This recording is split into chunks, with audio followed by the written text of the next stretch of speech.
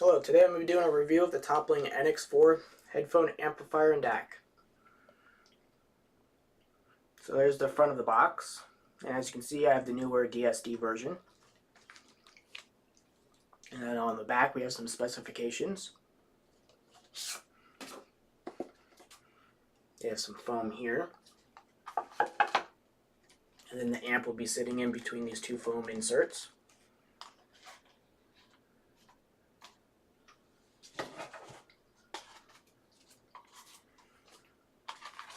Pull that out, and they also give you an accessory cardboard box, so all your accessories will be in here. Let's talk about the accessories now. They give you a 3.5 to 3.5 millimeter audio cable, a micro USB to Type-C USB audio cable, so if your Android phone has Type-C connector, you use this cable. A micro USB to micro USB audio cable. So if your Android phone has a micro USB, use this audio cable. They do not include a micro USB to Lightning cable for Apple users. So if you're going to have to buy a separate cable if you're an Apple user. But they do give you a micro USB, it's a standard USB to plug, let's say, into your computer to charge the portable amp. Now you can also use this cable for audio, but the problem with that is that it's too short to hook up to your computer. So I would have liked to have seen if this was 3 feet long. They also give you a silicone pad to put in between the amp and your phone, so that way it does not slide or scratch. They give you 2 rubber bands about the same size, so you can attach the amp and your phone together using these rubber bands. The problem with that is that the rubber bands will cover your screen. So instead they do include these Velcro attachments. There's about 10 pieces here, and I'd recommend you use this. So I like that they included that. They give you a warranty card. On the back here there's a brochure of their products, and then on the inside there's the warranty information.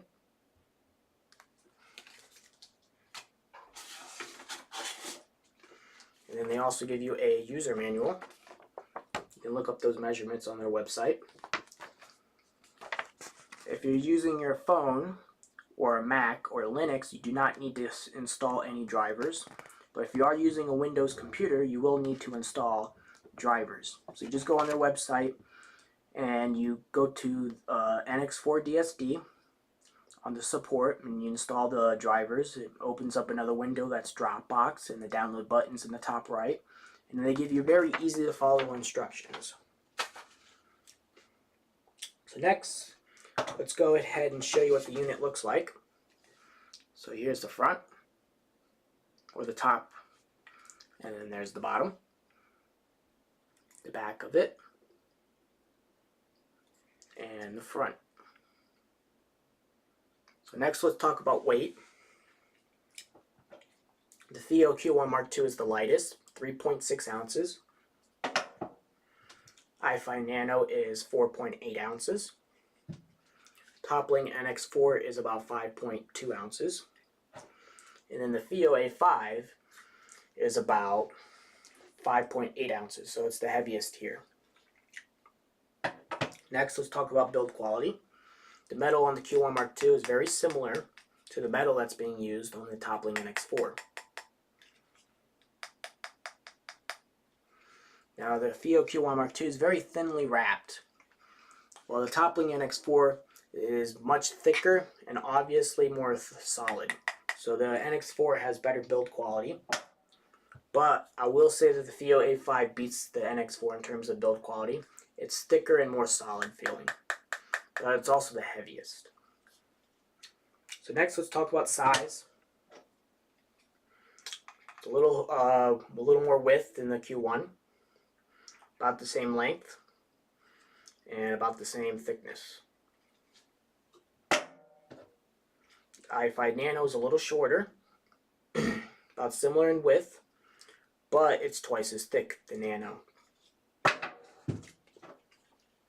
The Theo A5 is a little longer, width is about the same, and thickness is about the same.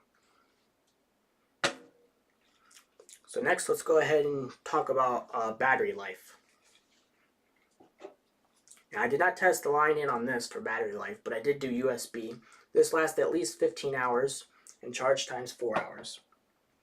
And then USB on this, on the Nano, about 8 hours and 4 hours of charge time. The Fio A5 does not have audio USB in. It only has a 3.5 line in. So battery life on the line in is 13 hours and charge time is 4 hours. Toppling NX4 with the USB audio in, battery life is about 7 to 7.5 hours. And then with the line in, battery life is about 28 hours. Now in the manual, they say something about using a certain charger to charge it, but if you use your computer, the charging will be slower. And when I'm charging it from my computer, it takes about 7 hours to fully charge this. So next, let's go ahead and show you the back. So on the right here, we have a micro USB for charging. So that's charge port only. And then they separate the audio on the left, and they use another micro USB to send the audio in. And they also give you 2 power LEDs. So when you're charging it, this LED will turn red, and when it's fully charged, it's green. And then if you use this audio in, and when the unit is on, it will turn blue. And when the battery life is low, it will turn red, about 30 minutes left. And then on the front, they also give you another power LED, just like the one that's on the left here. So when it's on, it's blue. And then when the battery life is about 30 minutes left, it turns red. So here on the right, we have a 3.5mm headphone jack. To the left of that, we have our line in or our line out. So if you use USB in, you use the DAC. And then you can just plug your headphones in and then use this DAC and headphones. Or you line out and you can send the DAC signal to another amp. So then we also get our high and low gain switch. And then we also get our bass boost switch. And then to the left of that, we have our volume knob. And it clicks on. And it also clicks off, and you also hear a relay. Now let's talk about the volume indicator. Now the iFi Nano uses an orange indicator, and I would have liked to have seen if that was white because it's very hard to see in the dark when I have this hooked up to my computer at my desk. Same problem with the Fio A5. The indicator is very hard to see in the dark. But the good news is the Fio Q1 Mark II and the toppling NX4 uses a white dot, and it's very easy to see in the dark even from like 5 feet away. Next, we also have a grippy volume knob, and it's definitely my favorite of them all. So it uses a metal grip here. While the Fio A5, it does have a grip, but it's very smooth, you can't really feel it. And the Fio Q1 Mark II is very similar. This volume knob is very smooth, but it is somewhat slow. And you can't really brush it up against it when it's in your pocket, so it won't really turn easy. Now, one negative of this, though, just like the Fio A5, is you can see the volume knob is slightly recessed. And you'll also see that the toppling, when it's laying flat on your desk, it's very hard to get under it to turn the volume knob. That's why I like on the desk, the iFi Nano. It's easier. And almost just as easy as the Q1 Mark II, which is a little bit better than the toppling on your desk, because this one isn't as flat on the desk. So that's the only negative I will say. And you also notice that the LED is very dull. So I like the fact that it's not bright and doesn't shine like a laser beam. So that's very good. So let's go ahead and get into audio quality now. Now the first thing I tested was the bass boost switch on. So the Fio A3 is the lightest in terms of how strong the bass boost is. The next lightest, so second, is the toppling NX4. Third, or about tied, would probably be the Fio Q1 Mark II in unbalanced, or the Fio E10K.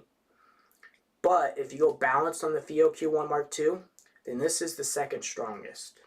And by the way, the iFi Nano does not have a bass boost. And then the first strongest in terms of bass boost is the FiiO A5. Next, let's talk about how deep the bass goes. The Toppling NX4 goes the deepest. So when it extends really low, you can hear how deep it sounds, and it also gives you a nice good thump. Now, the FiiO A3 is the least deepest, while the Q1 Mark II is probably the second deepest in balance mode, and the FiiO A5 is about similar to the Q1 Mark II on how deep it goes.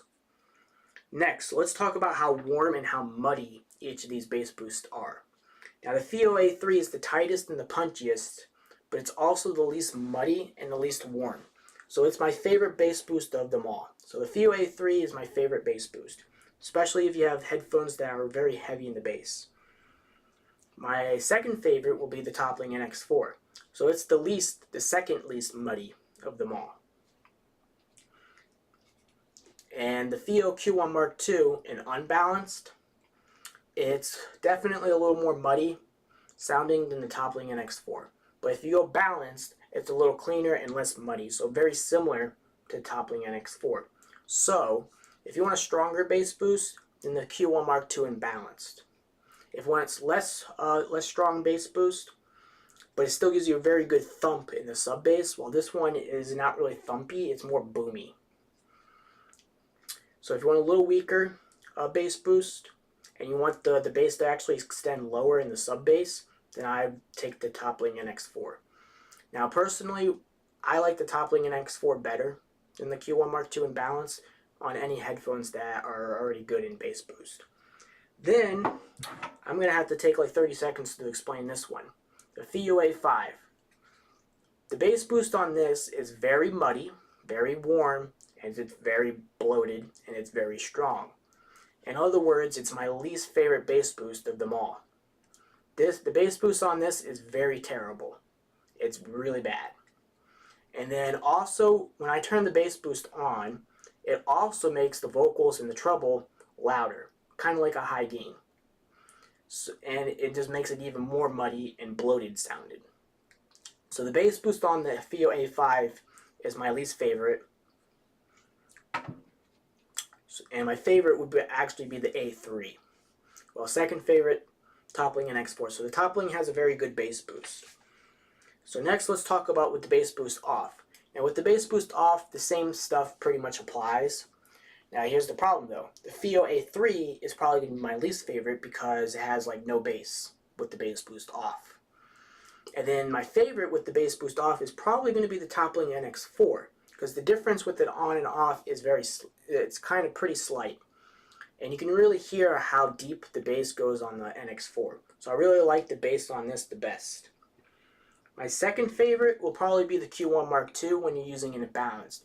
So if you want a bass boost off and you want a really strong bass and very clean, then the balanced on the Q1 Mark II is probably my next favorite with the bass boost off. Third place is probably going to be the A5. With the bass boost off, it actually sounds really good. It's just with it on, it's really terrible. But with it off, it actually has very strong bass, similar to like the Q1 Mark II in balanced. But I kind of like the Q1 Mark II a little bit better. Now I will say that this is a little tighter sounding than the Q1 Mark II with the bass boost off. But the Q1 Mark II in balance is a little stronger. Alright, so the next thing I tested is USB in and then the line out to test the DAC. Because that's a good way to tell the quality of this. So I compared it to the iFi Nano DAC and the FiiO Q1 Mark II's DAC. And the FiiO A5 is just an amp. So when I line out this to my Mastrop Liquid Carbon X, which is another amplifier, the FiiO Q1 Mark II's line out, you're going to notice that the highs are dark on this, and it's also the warmest. But another thing you'll notice with the line out performance on the Q1 Mark II, it sounds very congested, and the quality is definitely not as good as the Toppling NX4. Now the iFi Nano is much better than the Q1 Mark II. less congested, better clarity, better resolution, and the highs aren't dark, and the vocals aren't recessed, and the bass is a little, actually I didn't mention that. The iFi Nano, since it doesn't have a bass boost, compared to these with the bass boost off, the iFi Nano, I actually like the bass on this better than the A5 or the Q1 Mark II. So when I'm using line out, the bass is really good. Now, how does it compare to the Toppling NX4? Now, the Toppling NX4, these two line outs are very close to each other, but the Toppling NX4 is better. It has a little bit better detail, a little bit better instrument separation, vocal separation, and clarity. And I also like the tonality on this a little bit better. Tonality on the Nano is a little more towards neutral. Now, let's talk about sound signature on the Toppling NX4. I kind of consider it a bit V-shaped. So it has, kind of strong bass, and the highs can extend very well, but they never end up being sharp. But the vocals are recessed, more so than the Q1 Mark II. Now, the vocals on this is kind of similar to the NX1S, but just not as bad. Because the NX1S, I never really liked the vocals because it was really spacious and very recessed sounding. This one is just slightly more recessed than the Q1 Mark II, but not as much as the NX1S. But it kind of sounds similar to the NX1S in terms of the recessed vocals. Now, what I did test is instead of using the USB DAC in, I tried to use line in, amp only. And what I noticed that the vocals come a little more forward, and then it's louder as well, just a little bit. So if the vocals do bother you when you're using it as a DAC in the amp, try the line in instead, because it will make the vocals a little bit louder. Now, personally, another way to fix the vocals is if you're in the DAC in, what you can do is just turn up the volume just a little bit louder. And also, by the way, another thing I didn't mention is that the Toppling NX4 has the best dynamics of all of these here. So if I start to turn the volume knob up to where it starts getting really loud, the highs do start to sound a little sharp, but they never get harsh or bloated sounding. Other amps that have bad dynamic range, if you really crank the volume, it's going to get really harsh sounding, and this does not do that. So you can make the volume slightly louder to bring up the vocals. So overall, I really like the Toppling NX4. It has the best DAC of these three that I compared against. It also has a very good bass boost. Also, it is very V-shaped, and I do like the sound signature, other than the recessed vocals. The recessed vocals is the only thing I don't really like. And I also like the tonality of this as well. It has very, very good tonality. And it's overall probably my favorite portable amp that's under $200. Which, by the way, Q1 Mark II, if you use balanced on the Q1 Mark II, I did say that the line out on the Q1 Mark II doesn't sound very good. But if you're using it as USB in, now if you use balance on the Q1 Mark II, it still doesn't sound as good as the Toppling NX4. It definitely makes this a lot better, but it's not as good as the Toppling NX4. And then the iFi Nano, using it balanced, there's only like a 5, 10, 15% difference. Balanced, this doesn't really do a whole lot when you do balanced. And even when you're running it balanced, this is still a little bit better than the Nano. So overall, I would definitely recommend the Toppling NX4. It goes for about $135 on Mass Drop, and the Nano is $200 brand new on Amazon, and it's kind of hard to recommend for $200. The Q1 Mark II definitely isn't as good, but you can get this for $80 on eBay, for example, and if you use one of those site-wide coupons, it goes as low as $64. So about half the price. But the line out performance is pretty poor, and it does have less power. Bass boost is pretty good though, and if you use balance, you do get better audio quality. But let's say if you get this for $64 and you get a balance cable that costs $40, that's $100. For $40 more, you're getting a better DAC. and overall a much cleaner sounding amp. And that's another thing I want to mention, is that this amp is about as clean as the NX1S. And the soundstage is also almost as wide as the NX1S as well. So this is probably the best sounding portable amp DAC that I've heard. And that's basically everything I want to talk about this. So thank you for watching.